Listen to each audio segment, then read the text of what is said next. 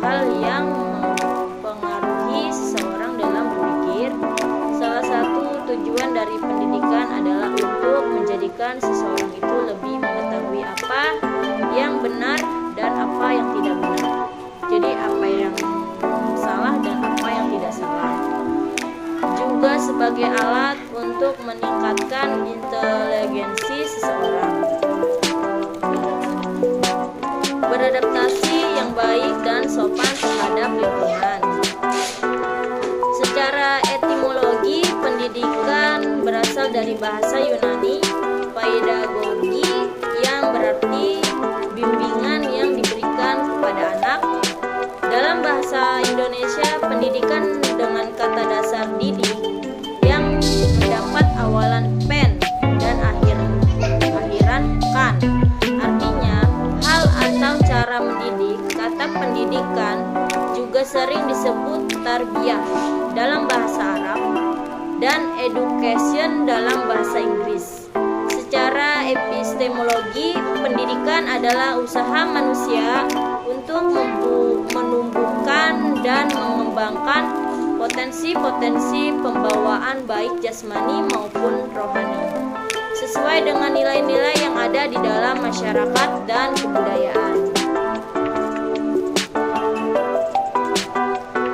Dalam hal lain, pendidikan juga dapat diartikan sebagai usaha untuk membangun kedewasaan seseorang.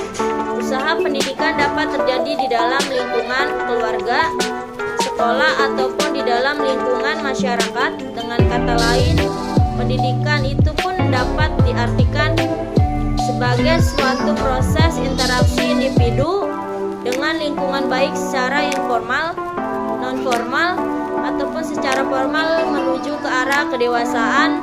Pendidikan pada hakikatnya ialah memanusiakan manusia atau humanisasi. Artinya dengan pendidikan tidak ada lagi manusia yang tidak menggunakan akalnya. Maksudnya dengan pendidikan seseorang akan otomatis menggunakan akalnya untuk berpikir.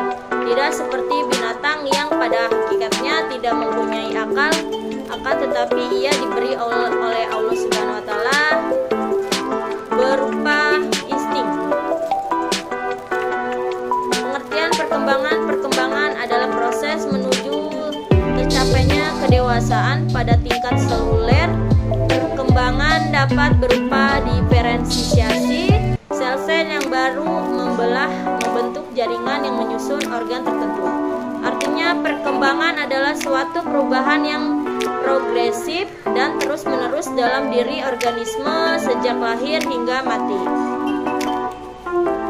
Faktor-faktor yang mempengaruhi perkembangan: aliran nativisme atau pembawaan. Aliran ini merupakan faktor perkembangan dari sisi pembawaan seseorang. Anak memiliki warisan sifat-sifat bawaan yang berasal dari kedua orang tuanya.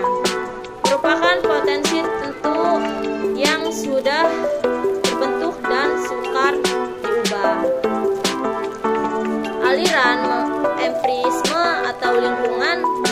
Perkembangan manusia juga bisa dipengaruhi dari lingkungannya. Lingkungan ini ada dua bagian, yaitu abiotik dan biotik. Abiotik adalah lingkungan tak hidup seperti air, batu, hujan, tanah, dan musim. Sedangkan biotik adalah lingkungan hidup seperti manusia, hewan, dan lain-lain. Faktor diri sendiri. Faktor diri ini dapat dilihat dari emosi, motivasi, sikap, dan sebagainya dan seseorang. Pengertian manusia menurut ahli Socrates, manusia adalah makhluk hidup yang memiliki dua kaki yang tidak berbulu dan memiliki kuku datar berukuran lebar.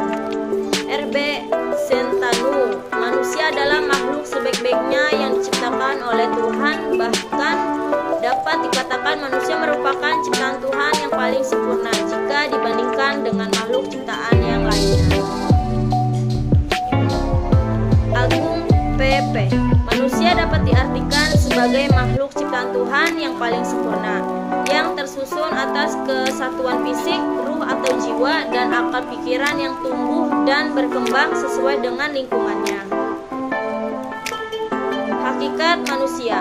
Menurut bahasa, hakikat berarti kebenaran atau sesuatu yang sebenar-benarnya atau asal segala sesuatu. Manusia adalah makhluk yang paling sempurna yang diciptakan oleh Allah Subhanahu wa taala.